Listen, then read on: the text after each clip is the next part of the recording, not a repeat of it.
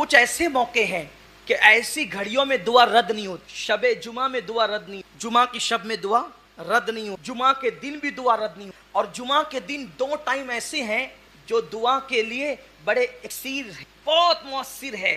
2 time, ایک وہ جب امام خطبہ دینے کے لیے منبر پہ جا رہا ہوتا ہے، اس وقت دعا فوراً قبول ہوتی ہے.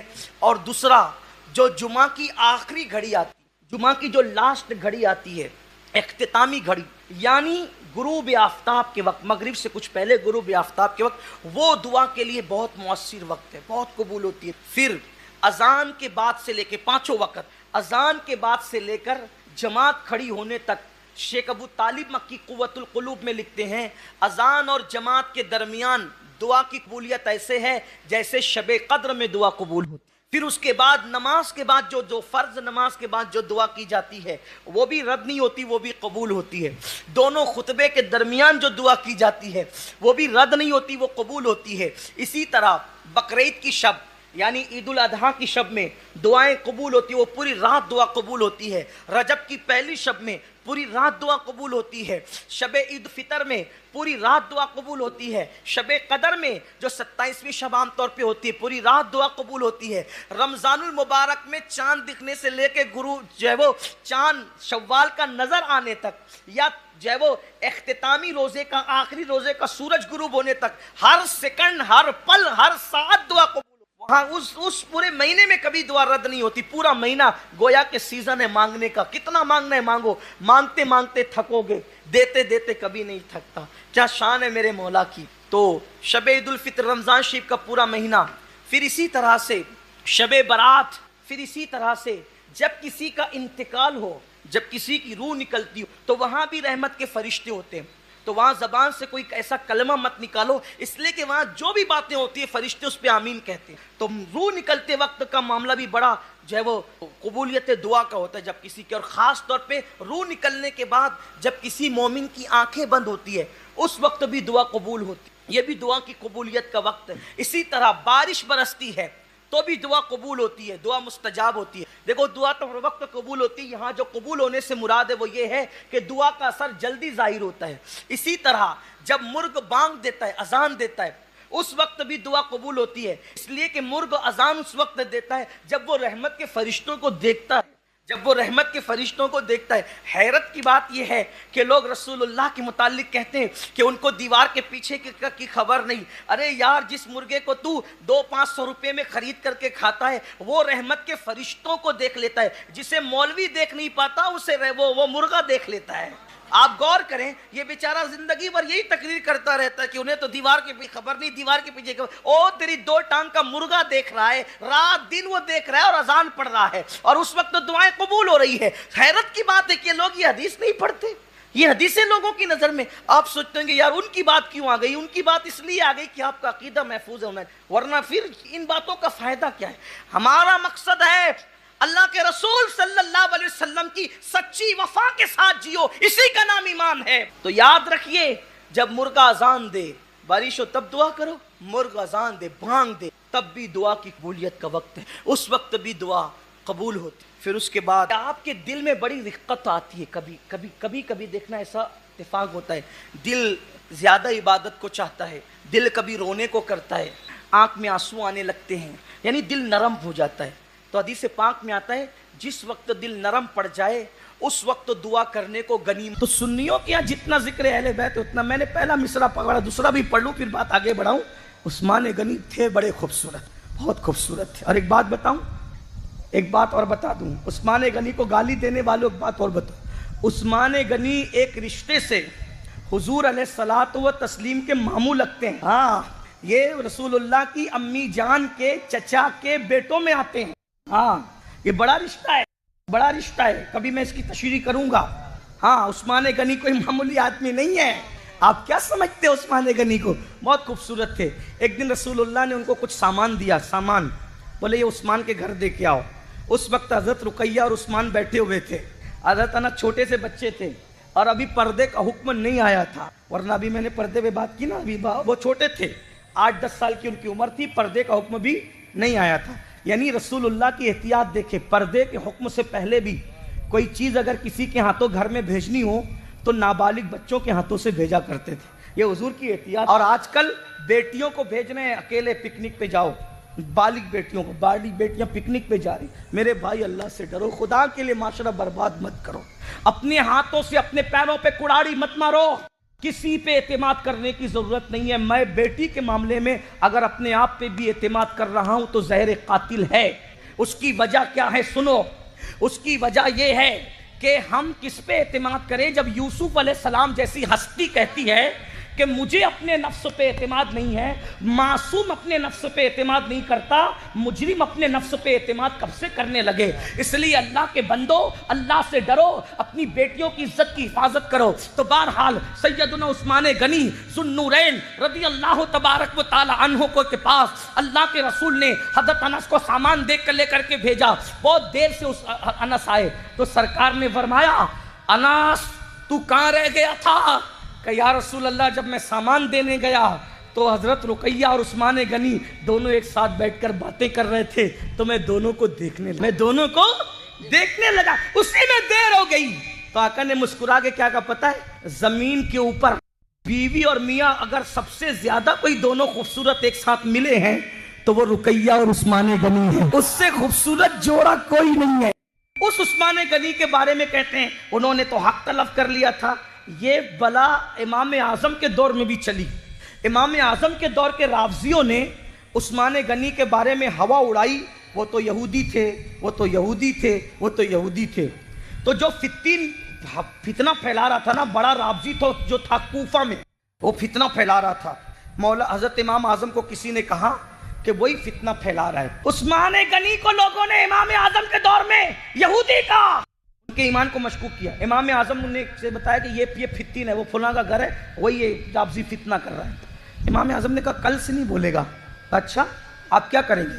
امام اعظم بڑے دماغی آدمی، دماغ بہت تھا آپ کے پاس، بہت ذہین تھے۔ لوگ کہتے ہیں کہ اللہ نے ان کے زمانے میں 90% عقل ان کو دی، اتنا دماغ تھا ان کے پاس کہ اگر وہ جو ہے نا لکڑی کے پیلر کو سونے کا ثابت کرنا چاہیں تو اللہ نے اتنی عقل دی تھی کہ وہ کر سکتے تھے۔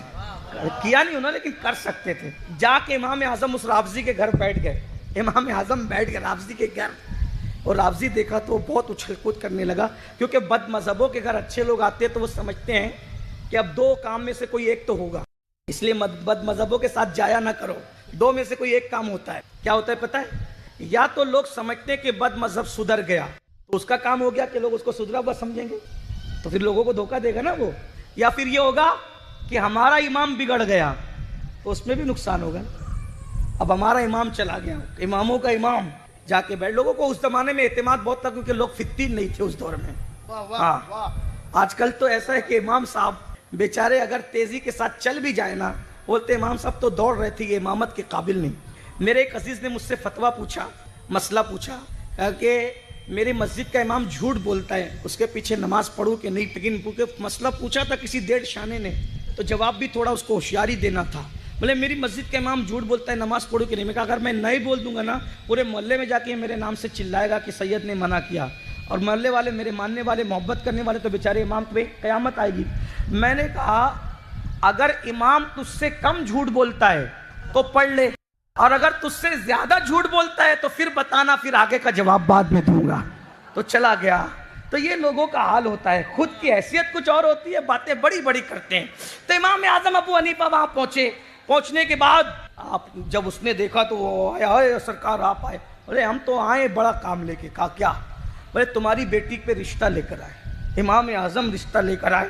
رشتہ؟ ہاں، لڑکا عالم دین ہے، میرا بہت بڑا آدمی ہے، حافظ ہے، مفتی ہے، فقیہ ہے، کروڑ پتی ہے، دولت مند ہے، یہ وہ ہے، جتنی خوبصورت ہے، یعنی جتنی تعریف ہو سکتی تھی میں نے تو آج کے زمانے کے حساب سے کہی۔ امام اعظم نے بہت بڑی بات کی، اس کی رال ٹپکنے لگی، کیا داماد مل رہا ہے، کیا داماد مل رہا ہے نا۔ جب ایسا داماد امام اعظم کے ذریعے ملے تو کہا سرکار ایسا ہے، یہاں خوبصورت بھی بہت ہے، بولو کیا کہتے ہو؟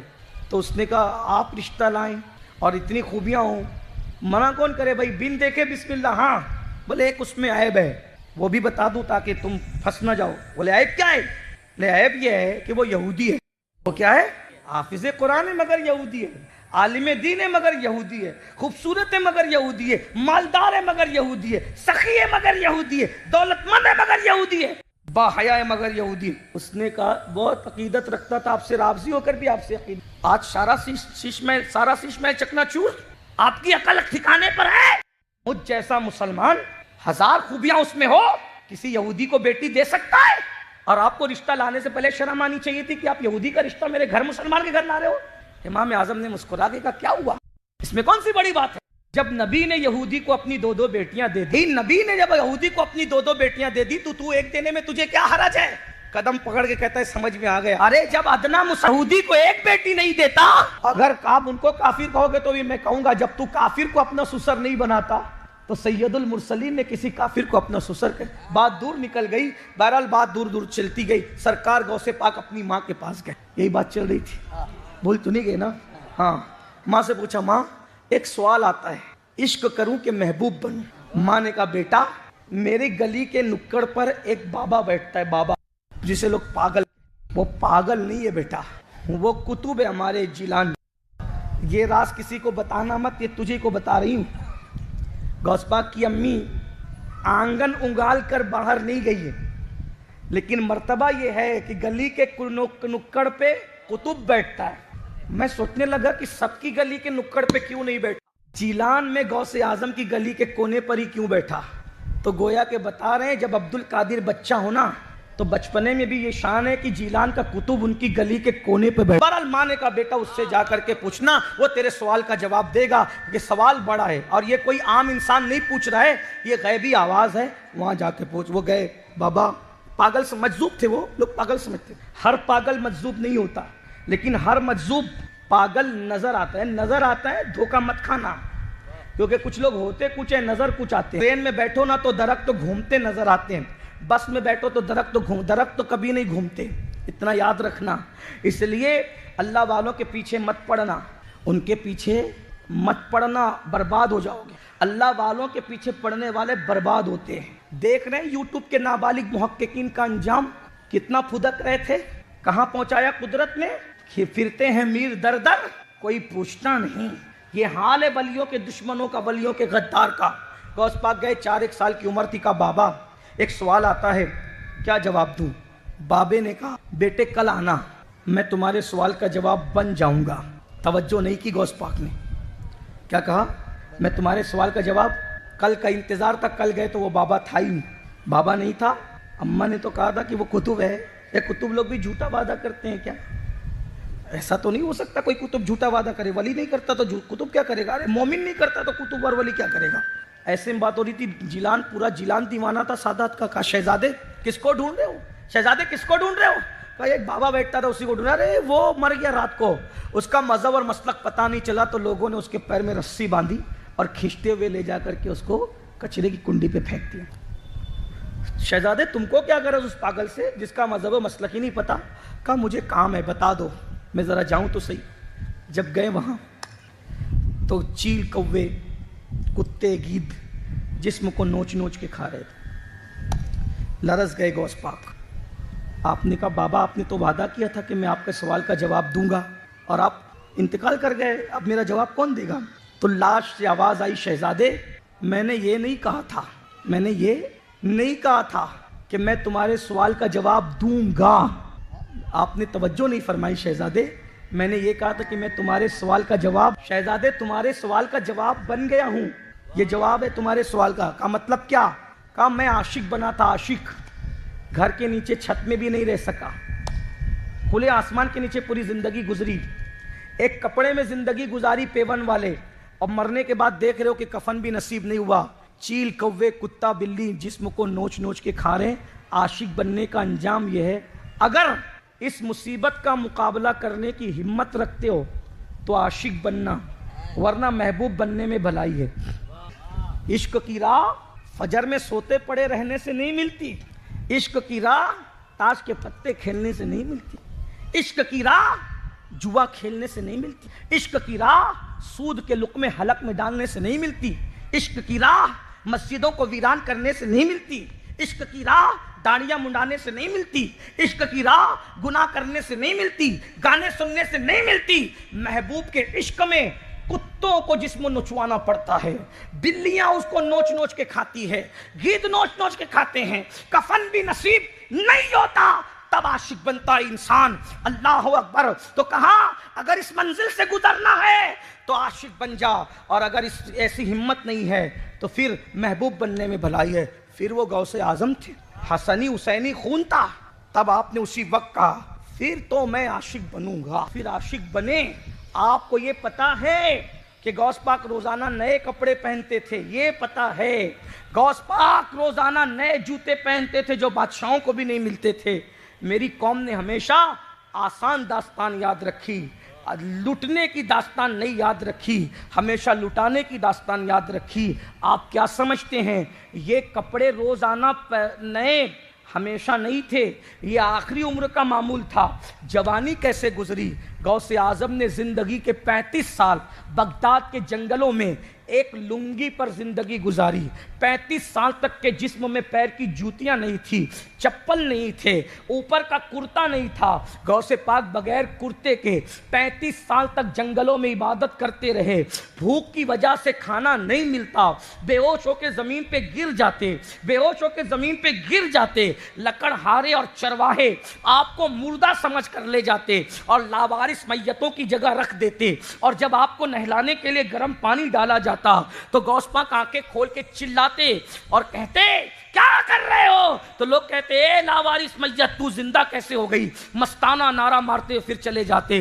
حضور غوث پاک فرماتے ہیں اللہ رسول کی محبت میں، عشق مولا میں نے وہ مجاہدے کیے، وہ تکلیفیں اگر پہاڑوں پہ ڈال دیے جائے تو پہاڑ ریزہ ریزہ ہو جائے، پہاڑ پگھل جائے۔ اور پھر بعد میں غوث اعظم نے 40 سال تک کے جاگا رت جگہ کیا، اور عشاء کے وضو سے روزانہ عشاء میں وضو کرتے، اسی میں فجر کی نماز پڑھتے، تب غوث اعظم کو مقام عشق نصیب ہوا۔ اور یہاں لڈو لڈو کہنے سے منہ میٹھا ہو جائے گا۔ بہت معذرت کے ساتھ ایک اپنے جیسے انسان سے بھی محبت کرو نا تو اس کے لیے کتنی قربانیاں دینی پڑتی ہے نا؟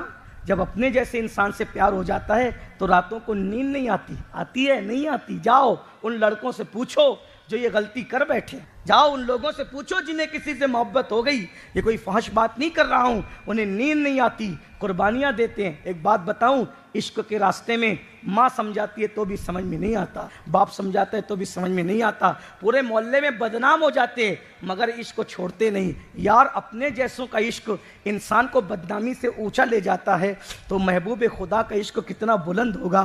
بس میں اتنا ہی کہتا ہوں، آج ہم تم اور ہم سب نقل کر رہے ہیں تو دنیا اتنی لرزہ پر اندام ہے، اگر ہم حقیقتوں کی طرف آ جائیں تو دنیا میں ہمارا بیڑا پار ہو جائے۔ میں نے جہاں سے آغاز کیا تھا، ٹائم ختم ہوا اس لیے بات ختم وہیں پہ کر دوں۔ آپ کیا سمجھتے ہو ہندوستان کو جنہوں نے آزاد کرایا وہ سب عاشقان رسول تھے، اور کیسے عاشق تھے؟ مجھے وہ عاشق یاد آ رہا ہے جسے دنیا حضرت کفایت علی کافی مراد آبادی کے نام سے جانتی ہے۔ انگریزوں نے ان کو جیل میں رکھا۔ دیکھو اسلام دشمن طاقتیں اب ہندوستان اور دنیا بھر میں کوئی عاشق رسول پیدا ہونے نہیں دینا چاہتے، اسی لیے نبی کے نام سے ڈر لگتا ہے لوگوں کو۔ نبی کے نام میں ہے کیا؟ کتوں سے محبت کرو کوئی پابندی نہیں، بندروں سے محبت کرو کوئی پابندی نہیں، چڑیا سے محبت کرو کوئی پابندی نہیں۔ آمینہ کے لال کے عشق میں ہے کیا؟ اتنے بڑے بڑے مدرسے قائم کیے صرف اس لیے کہ عشق مت ہونے دو۔ مدرسے ہوں عشق نہ ہو، مسجدیں ہوں عشق نہ ہو، درس گاہیں ہوں عشق نہ ہو، خانقاہیں ہوں عشق نہ ہو، اس لیے کہ جانتے ہیں سب رہے گا، عشق نہیں رہے گا تو کیا ہوگا؟ اقبال نے کہا تھا بجھی عشق کی آگ اندھیر ہے، مسلمان نہیں راکھ کا ڈھیر، فرشتے بھی تیرا احترام کرنے تیار ہیں۔ اگر عشق ہے تو اکیلا روئے تو تیرا محبوب اپنے آستین سے تیرے آنسو پوچھے۔ سب سے عشق کیا نا، ان سے عشق کر کے دیکھ لو۔ عشق کرو گے نا، جب کوئی تمہارا دل توڑے گا حبیب اسی دن تمہارے خواب میں، اور اگر تم زیادہ عشق والے ہو تو پھر خواب میں نہیں وہ حقیقت میں بھی آئے گا۔ آپ کیا سمجھتے ہو؟ بس یہی کہہ کر کے جا رہا ہوں، ہو سکے تو عشق کی آگ دل میں لگا لو۔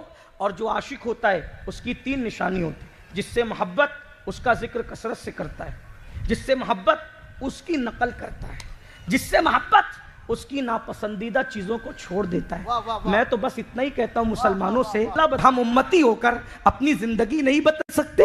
ایک بات بتاؤں، توجہ کریں، جس دن اللہ نے قبلے کو کعبہ بنایا، توجہ، جس دن اللہ نے کعبے کو قبلہ بنایا، اس دن مسجد اقصیٰ جیسی چیز کعبے کے پاس نہیں۔ علماء کی بہت توجہ، اگر مجھ سے غلطی ہو میری اصلاح کریں، سادات کی۔ مسجد اقصیٰ کے پاس اس دن جو چیز تھی وہ کعبے کے پاس نہیں تھی۔ وجہ، مسجد اقصیٰ بتوں سے پاک و صاف تھی اس دن، اور کعبے پر 360 بت رکھے تھے۔ تو اس اعتبار سے قبلہ ہونے کا زیادہ حقدار کون ہو رہا تھا؟ عقلی اعتبار سے جو بالکل پاک اور پوتر تھی، جس پہ 360 گنڈے بٹھائے گئے ہوں، کیا وہ اس وقت قبلہ ہونے کے قابل؟ لیکن محبوب نے کہا نہیں، نگاہ اٹھی تو اللہ نے فرمایا قد نرا تقلب وجہک فی السماء فلنولینک قبلۃ ترضاھا۔ یہاں ابھی کعبے کا ذکر نہیں ہے، نہ بیت المقدس کا ذکر ہے، کسی بھی مکتبہ فکر کا ترجمہ اٹھا کے دیکھ لو، اللہ فرماتا ہے حبیب ہم دیکھ رہے ہیں بار بار آپ کا چہرہ آسمان کی طرف اٹھانا، نگاہیں آسمان کی طرف اٹھانا، تو ہم اسی کو قبلہ بنا دیں گے۔ پتا چلا وہ بے نیاز جب محبوب کی محبت میں قبلہ بدل دے، جب وہ بے نیاز محبوب کی محبت میں، کہ محبت یہی ہے نا، بے نیاز ہو کر محبوب اگر تیری خوشی ہے نا تو میں قبلہ بدل دوں۔ اکثر نبیوں کا قبلہ بیت المقدس، تیرے دادا کا قبلہ، پڑھو سورۃ البقرہ میں جو ہے وہ دوسرے پارے کی ابتدائی آیتیں ہیں، کوئی زیادہ لمبی چوڑی بات نہیں ہے نا۔ تو بہرحال تو اللہ کیا کہہ رہے؟ تیری خوشی ترضاھا، تیری خوشی کے لیے ہم قبلہ بدل دیں گے۔ جب اللہ نبی کی خوشی کے لیے قبلہ بدل دیتا ہے، قبلہ بدلتا ہے نا، تو ہم نبی کی خوشی کے لیے گناہوں کی زندگی کو چھوڑ کر نیکی کی زندگی میں نہیں آ سکتے۔